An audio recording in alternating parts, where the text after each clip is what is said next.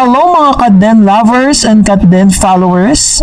Catherine Bernardo, totoo nga bang magpapalit na ng kanyang apelido dahil sa mga nagkalat na At ngayong araw nga matapos mag-trending at usap-usapan, kala nyo po parang holiday ngayong araw dahil po halos lahat ng tao ay super excited to watch ito pong Hello Love Again, yung pinakaantay natin na 5 years in the making na movie na kagabi pa lang ay nagsimula na pong mapanood ng ilan. Kaso nga lang, meron pong medyo konting problema kasi yung mga nakapanood, parang ini-spoil po nila. Yung mga hindi pa, naglalabas sila ng mga photos na napanood doon. If ever na makita nyo po yan sa social media, please don't share and of course, kailangan po ipabatid nyo doon sa nag-post na dapat hindi ganon para po respeto na rin sa pinaghirapan ni Catherine at ni Alden na 5 taon nating inantay. Of course, halos lumundag ang puso ng lahat ng mga Katden followers, Katden lovers at lahat ng mga sumusuporta kay Catherine at Alden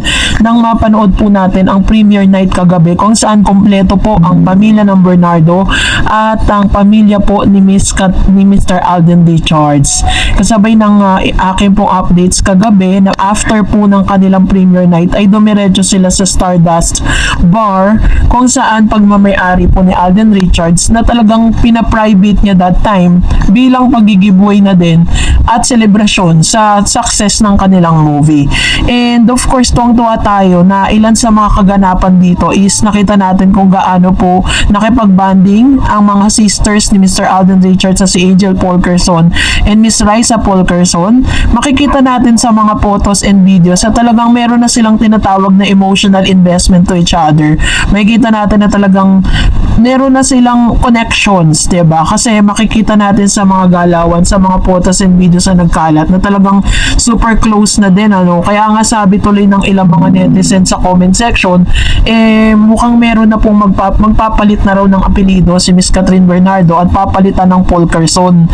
Dahil syempre lahat tayo ay nagwi-wish at lahat tayo ay nangangarap na sana nga ay talagang sila na, diba? At sila na yung magkatuloyan, sila na yung endgame dahil deserve po nila ang isa't isa. Of course, pinasaya din tayo ng isang photos na ito na kalat po sa ex, ano, na magkakasama nga itong magbalae na si Daddy Polkerson tsaka po si Mr. Bernardo or Daddy Bernardo na tatay naman ni Miss Catherine Bernardo. Si Mami Min, dumating po siya pero medyo late na siya dumating, di siya nakahabol sa red carpet.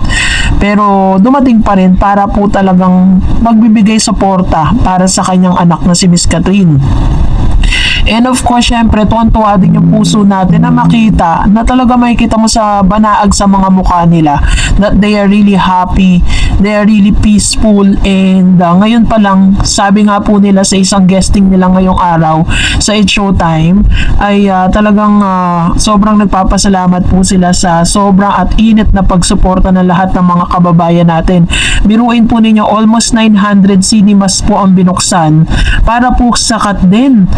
Ito po sa Hello Love Again, tong 5 years in the making na movie. Kaya nga po, binabalaan natin ng ilan sa mga spoiler. Meron nga po kong friend na nakapanood na pero never po siyang nagbanggit patungkol po sa movie kasi gusto niya na ma-enjoy po natin lahat. Gusto natin na ma-enjoy natin lahat ang movie. According to attorney Annette Gozon, sinabi niya na this is gonna be the best movie that she's watched, no, on her entire life, diba? Talagang nilaat niya na Baga ito na rin pinaka the best movie na napanood niya. And this is really exciting, ano. Kung hindi ka pa nakakapanood, manood ka na. See you in cinemas. And for that, narito ang inyong mga komento naman. Po ni Ma'am si Irene Valicina. Totoo naman na sila sa tanda kong 65 na ako kahit hindi sila umamin ako. Sabi ni Alden, hindi pwedeng ipamalita lahat ng secret nila. Yan, kaya may panahon din sa sasabihin na silang. Kaya hintay lang, basta cut din ako, God bless. Sabi ni Ma'am si Corazon, MIA si Mami Min kasi siya yung personal assistant ni Catherine that night. Yun, ano siya, parang missing in actions. Pero sabi po ng ilan sa mga naka-attend ng premiere night, parang humabol daw si Mami Min that night. Talagang hindi niya pinatapos or hindi magwawakas yung gabi na yun. Hindi natin siya makikita, of course, bilang suporta sa kanyang anak, siyempre, diba? So, kaya naman very happy ang lahat dahil nakita natin na united nga ang Bernardo family and Polkerson family that night. And Miss Essel Stage, Mami Min kasi kasama talaga yan siya sa team ni Kat. I'm sure nasa tabi-tabi ni Kat or kasama ang glam si Mami Min. Ayun. Sabi ni Miss Esther Santiago Santiago, Miss Dar, baka tuwang-tuwa tayo, baka siraan lang ng isang vlogger naman kami. Ay naku, wala tayong panahon sa mga paninira nila dahil tayo lahat para tayo naglalakad ngayon sa clouds dahil sa sa kaligayahan, 'di ba? Unang-una nakikita natin na talagang successful at talagang binless ng Lord ng todo itong si Catherine at Alden Richards. And sabi ni Petty Gray, Miss Darrens, thank you so much for your effort to update as always, Kat din. God bless you more, Miss Darrens. Thank you, Ma'am Petty Gray. Ayan, so we will never stop giving you a positive updates with regards to this, lalo na't nag-aabang tayo sa biggest success po ng Katden, di ba? Katulad ng sinasabi ko, yung success po ng Katden ay part po kayong lahat, part po tayong lahat nun. Kaya naman i-congratulate natin yung sarili natin. Sabi ni Miss Corazon, kilig overload talaga, bagay na bagay ang attire nila, parang pang wedding. Very true. Sabi ni Ma'am si Annabel Garde, oh. Hello, Miss Darrens. Grabe, super ganda talaga. Siguro tong HLA kasi standing ovation daw yung mga nanonood kanina. Malalaman ko yan bukas. Umiyak si Alden Sikat sa ganda ng movie at sobra ang yakapan. Syempre, ang mga big bosses talagang masaya sa resulta ng movie. Yes, matured na sila kahit daring yung mga post nila, pero social ang dating at very classy. The CEO and the secretary ang peg. Excited na ako for tomorrow. Good night, Miss Dars. Ayan. So I hope you enjoy watching that movie, no? So sabay-sabay nating tunghayan yan at sabay-sabay din natin na parang pag-usapan kung ano yung take away, di ba? Na natutunan natin dun sa movie. And sabi ni Mr. Dan, grabe yung love ni Alden kay attorney, ha? Grabe din support ng mga parents nila. True. Sabi ni Miss Rexa lagi, hello Miss Star, sobrang ang daming tao sa wedding reception ng Katden. Super saya talaga ang big day ng HLA. God bless po sa ating lahat. Ayan. So, this movie is talagang intended for all the OFW, yung mga overseas Filipino workers.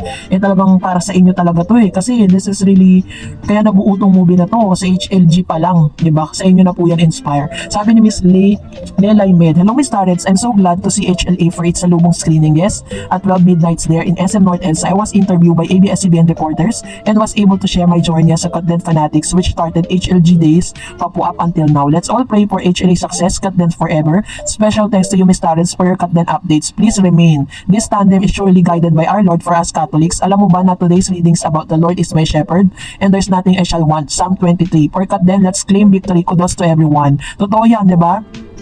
Ang ganda po ng words na ibinigay sa inyo today. Pag sinabi kasing if you confess that Lord Jesus Christ is our Lord and Savior, as our Lord, as our shepherd, hindi na tayo magkukulang pa, di ba? Kumbaga, sufficient na ang lahat. And if you're going to meditate on that word, kapag po chinek nyo yan, it ends with a period, which means wala nang dapat pang, wala nang alinlangan, wala nang kasunod. Kumbaga, on that verse, kumpleto na. Yung mga succeeding verse na yan, yun yung kumumpleto sa first verse pa lang. So, maganda talaga yung na yan, Psalms 23. Sabi ni Miss Renato, hi Miss Tarrants, good evening sa'yo. Wow, what night to watch ng premiere night. Ang daming celebrity, pero ilan talaga kilala ko sila, Julia Montes and Coco Martin, at si Kobe Paras, kasama girlfriend niya. Hindi kilala sila, Kakay Lovely, Joros, and Jeff. By the way, late dumating si Mami Min. Humabol na lang siya. Sakto lang sa paglabas na ng movie.